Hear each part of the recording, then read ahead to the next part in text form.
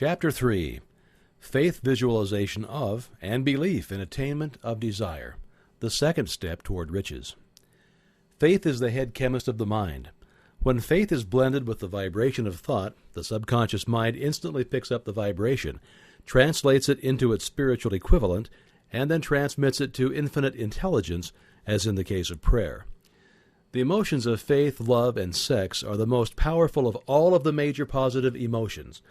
When the three are blended, they have the effect of coloring the vibration of thought in such a way that it instantly reaches the subconscious mind, where it is changed into its spiritual equivalent, the only form that induces a response from infinite intelligence. Love and faith are psychic, related to the spiritual side of man. Sex is purely biological and related only to the physical.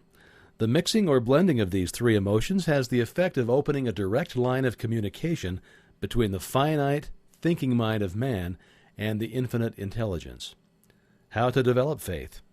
Well, there comes now a statement which will give a better understanding of the importance of the principle of autosuggestion and assumes in the transmutation of desire into its physical or monetary equivalent, namely that faith is a state of mind which may be induced or created by affirmation or repeated instructions to the subconscious mind through the principle of autosuggestion. As an illustration, consider the purpose for which you are presumably reading this book. The object is, naturally, to acquire the ability to transmute the intangible thought impulse of desire into its physical counterpart, money. By following the instructions laid down in the chapters on autosuggestion and the subconscious mind as summarized in the chapter on autosuggestion, you may convince the subconscious mind that you believe you will receive that for which you ask, and it will act upon that belief which your subconscious mind passes back to you in the form of faith, followed by definite plans for procuring that which you desire. The method by which one develops faith where it does not already exist is extremely difficult to describe, almost as difficult, in fact, as it would be to describe the color of red to a blind man who has never seen color and has nothing with which to compare what you describe to him. Faith is a state of mind which you may develop at will, after you have mastered the 13 principles, because it is a state of mind which develops voluntarily through application and the use of these principles. Repetition of affirmation of orders to your subconscious mind is the only known method of voluntary development of the emotion of faith. Perhaps the meaning may be made clearer through the following explanation as to the way men sometimes become criminals. Stated in the words of a famous criminologist, when men first come into contact with crime, they abhor it. If they remain in contact with crime for a long time, they become accustomed to it and endure it. If they remain in contact with it long enough, they finally embrace it and become influenced by it.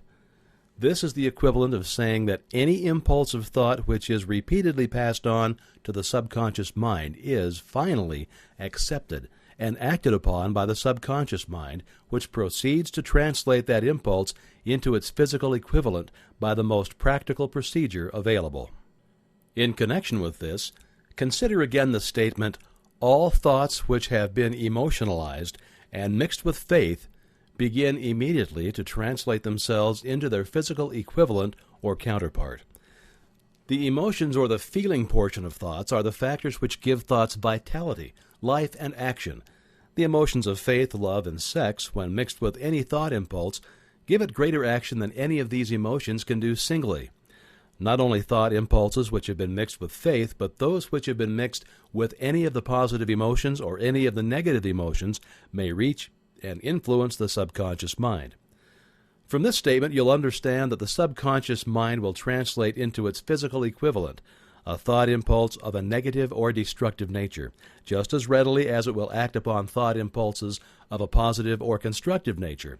This accounts for the strange phenomenon which so many millions of people experience, referred to as misfortune or bad luck. There are millions of people who believe themselves doomed to poverty and failure because of some strange force over which they believe they have no control. They are the creators of their own misfortunes because of this negative belief which is picked up by the subconscious mind and translated into its physical equivalent.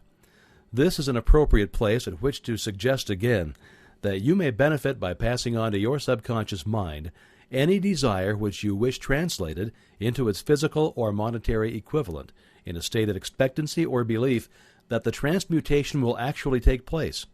Your belief or faith is the element which determines the action of your subconscious mind. There is nothing to hinder you from deceiving your subconscious mind when giving it instructions through autosuggestion, as I have deceived my own son's subconscious mind. To make this deceit more realistic, conduct yourself just as you would if you were already in possession of the material thing which you are demanding when you call upon your subconscious mind.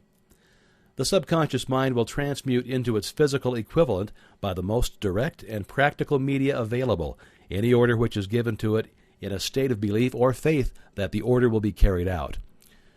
Surely enough has been stated to give a starting point from which one may, through experiment and practice, acquire the ability to mix faith with any order given to the subconscious mind. Perfection will come through practice. It cannot come by merely reading instructions. If it be true that one may become a criminal by association with crime, and this is a known fact, it is equally true that one may develop faith by voluntarily suggesting to the subconscious mind that one has faith. The mind comes finally to take on the nature of the influences which dominate it. Understand this truth, and you will know why it is essential for you to encourage the positive emotions as dominating forces of your mind and discourage and eliminate negative emotions. A mind dominated by positive emotions becomes a favorable abode for the state of mind known as faith. A mind so dominated may, at will, give the subconscious mind instructions, which it will accept and act upon immediately. Faith is a state of mind which may be induced by autosuggestion. All down the ages, the religionists have admonished struggling humanity to have faith in this, that, and other dogma or creed, but they've failed to tell people how to have faith. They have not stated that faith is a state of mind and that it may be induced by self-suggestion. In language which any normal human being can understand, we will describe all that is known about the principle through which faith may be developed, where it does not already exist. Have faith in yourself, faith in the infinite. Before we begin, you should be reminded once again that faith is the eternal elixir which gives life, power, and action to the impulse of thought. The foregoing sentence is worth reading a second time and a third and a fourth. It is worth reading aloud. Faith is the starting point of all accumulation of riches. Faith is the basis of all miracles and all mysteries which cannot be analyzed by the rules of science. Faith is the only known antidote for failure. Faith is the element, the chemical, which, when mixed with prayer, gives one direct communication with infinite intelligence. Faith is the element which transforms the ordinary vibration of thought created by the finite mind of man into the spiritual equivalent. Faith is the only agency through which the cosmic force of infinite intelligence can be harnessed and used by men. Every one of the foregoing statements is capable of proof. The proof is simple and easily demonstrated. It is wrapped up in the principle of autosuggestion. Let us center our attention, therefore, upon the subject of self-suggestion and find out what it is and what it is capable of achieving. It's a well-known fact that one comes finally to believe whatever one repeats to oneself, whether the statement be true or false. If a man repeats a lie over and over, he will eventually accept the lie as truth. Moreover, he will believe it to be the truth. Every man is what he is because of the dominating thoughts which he permits to occupy his mind. Thoughts which a man deliberately places in his own mind and encourages with sympathy and with which he mixes any one or more of the emotions constitutes the motivating forces which direct and control his every movement, act, and deed. Comes now a very significant statement of truth. Thoughts which are mixed with any of the feelings of emotions constitute a magnetic force which attracts from the vibrations of the ether other similar or related thoughts. A thought thus magnetized with emotion may be compared to a seed which, when planted in fertile soil, germinates, grows, and multiplies itself over and over again until that which was originally one small seed becomes countless millions of seed of the same brand. The ether is a great cosmic mass of eternal forces of vibration. It is made up of both destructive vibrations and constructive vibrations. It carries at all times vibrations of fear, poverty, disease, failure, misery, and vibrations of prosperity, health, success, and happiness, just as surely as it carries the sound of hundreds of orchestrations of music and hundreds of human voices, all of which maintain their own individuality and means of identification through the medium of radio. From the great storehouse of the ether, the human mind is constantly attracting vibrations which harmonize with that which dominates the human mind. Any thought, idea, plan, or purpose which one holds in one's mind attracts from the vibrations of the ether a host of its relatives, adds these relatives to its own force, then grows until it becomes the dominating, motivating master of the individual in whose mind it has been housed.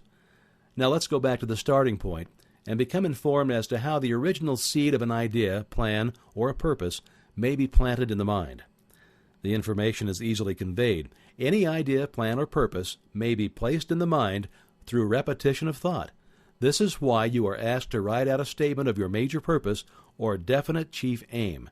Commit it to memory and repeat it in audible words day after day until these vibrations of sound have reached your subconscious mind.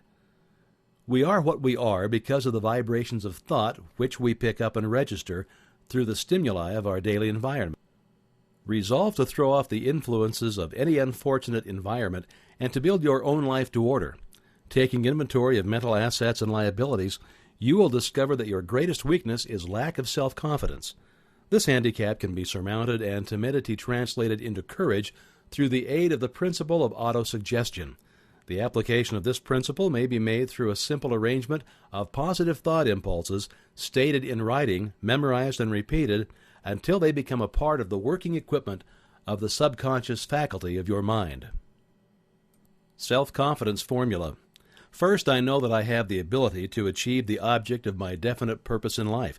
Therefore, I demand of myself persistent, continuous action toward its attainment, and I here and now promise to render such action.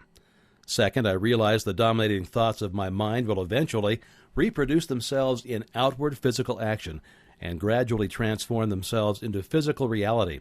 Therefore, I will concentrate my thoughts for 30 minutes daily upon the task of thinking of the person I intend to become, thereby creating my mind in a clear mental picture of that person. Third, I know through the principle of autosuggestion any desire that I persistently hold in my mind will eventually seek expression through some practical means of attaining the object back of it. Therefore, I will devote 10 minutes daily to demanding of myself the development of self-confidence. Fourth, I have clearly written down a description of my definite chief aim in life, and I will never stop trying until I shall have developed sufficient self-confidence for its attainment. Fifth, I fully realize that no wealth or position can long endure unless built upon truth and justice. Therefore, I will engage in no transaction which does not benefit all whom it affects. I will succeed by attracting to myself the forces I wish to use and the cooperation of other people. I will induce others to serve me because of my willingness to serve others. I will eliminate hatred, envy, jealousy, selfishness, and cynicism by developing love for all humanity, because I know that a negative attitude toward others can never bring me success. I will cause others to believe in me, because I will believe in them and in myself. I will sign my name to this formula, commit it to memory, and repeat it aloud once a day with full faith that it will gradually influence my thoughts and actions so that I will become a self-reliant and successful person. Back of this formula is a law of nature which no man has yet been able to explain. It has baffled the scientists of all ages. The psychologists have named this law autosuggestion, and they let it go at that. The name by which one calls this law is of little importance. The important fact about it is it works for the glory and success of mankind. If it is used constructively, that is. On the other hand, if it is used destructively, it will destroy just as readily. In this statement may be found a very significant truth, namely that those who go down in defeat and end their lives in poverty, misery, and distress do so because of negative application of the principle of autosuggestion. The cause may be found in the fact that all impulses of thought have a tendency to clothe themselves in their physical equivalent. The subconscious mind, which is the chemical laboratory in which all thought impulses are combined and made ready for translation into physical reality, makes no distinction between constructive and destructive thought impulses. It works with the material that we feed it through our thought impulses. The subconscious mind will translate into reality a thought driven by fear just as readily as it will translate into reality a thought driven by courage or faith. The pages of medical history are rich with illustrations of cases of suggestive suicide. A man may commit suicide through negative suggestion just as effectively as by any other means. In a Midwestern city, a man by the name of Joseph Grant, a bank official, borrowed a large sum of the bank's money without the consent of the directors. He lost the money through gambling. One afternoon, the bank examiner came and began to check the accounts. Grant left the bank, took a room in a local hotel, and when they found him 3 days later, he was lying in bed, wailing and moaning, repeating over and over these words, "My God, this will kill me. I cannot stand the disgrace." In a short time he was dead. The doctors pronounced the case one of mental suicide. Just as electricity will turn the wheels of industry and render useful service if used constructively, or snuff out life if wrongly used, so will the law of autosuggestion lead you to peace and prosperity, or down into the valley of misery, failure, and death, according to your degree of understanding and application of it. If you fill your mind with fear, doubt, and unbelief in your ability to connect with and use the forces of infinite intelligence, the law of autosuggestion will take that spirit of unbelief and use it as a pattern by which your subconscious mind will translate it into its physical equivalent. This statement is as true as the statement that 2 and 2 are 4. Like the wind which carries one ship east and another west, the law of autosuggestion will lift you up or pull you down according to the way you set your sails of thought. The law of autosuggestion through which any person may rise to altitudes of achievement which stagger the imagination is well described in the following verse. If you think you are beaten, you are. If you think you dare not, you don't. If you like to win but you think you can't, it's almost certain you won't. If you think you'll lose, you're lost. For out of the world we find, success begins with a fellow's will. It's all in the state of mind. If you think you're outclassed, you are. You've got to think high to rise. You've got to be sure of yourself before you can ever win the prize. Life's battles don't always go to the stronger or faster man, but sooner or later the man who wins is the man who thinks he can. Observe the words which have been emphasized, and you will catch the deep meaning which the poet had in mind. Somewhere in your makeup, perhaps in the cells of your brain, there lies sleeping the seed of achievement which, if aroused and put into action, would carry you to heights such as you may never have hoped to attain. Just as a master musician may cause the most beautiful strains of music to pour forth from the strings of a violin, so may you arouse the genius which lies asleep in your brain and cause it to drive you upward to whatever goal you may wish to achieve.